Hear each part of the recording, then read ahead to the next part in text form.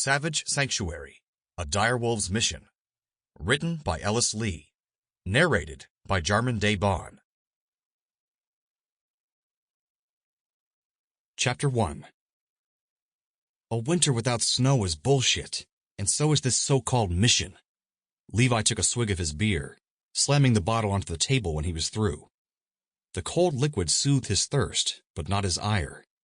Staking out a rival shifter pack for the umpteenth night in a row was definitely not his idea of a good time. Mammon laughing certainly didn't help his mood. "You're so impatient. How can you be as old as you are and not have learned the thrill of anticipation?" And wasn't that the pot calling the kettle black? Although Levi would argue with his pack brother that he did, in fact, have patience, he was sick of spinning his wheels on Mammon's personal obsession, tired of being forced to stay in the same place, instead of being able to roam the way he wanted, the way he craved. But they sat, and Mammon watched, and Levi grew more bored by the second. Besides, Levi wasn't dumb enough to buy Mammon's anticipation line, not considering where they were or what they were doing.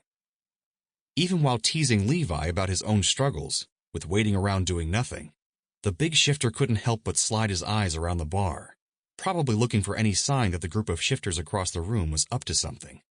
Up to anything, really. The guy had a hard-on the size of Montana for the newest pack in the area. Levi would rather get a hard-on for one of the little hot waitresses popping around the joint. "Nothing's doing, man. They are literally sitting there not doing a damn thing, like they do every Friday night." "Fuck off, kid."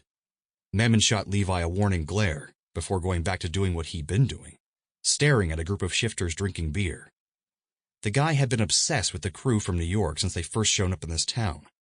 Granted, an entire pack of big, loud Irish and American shifters appearing out of nowhere and basically taking over the underground business in the area wasn't necessarily normal. But they weren't doing anything to endanger the shifter world. So they fleeced a few humans now and again. There were worse things.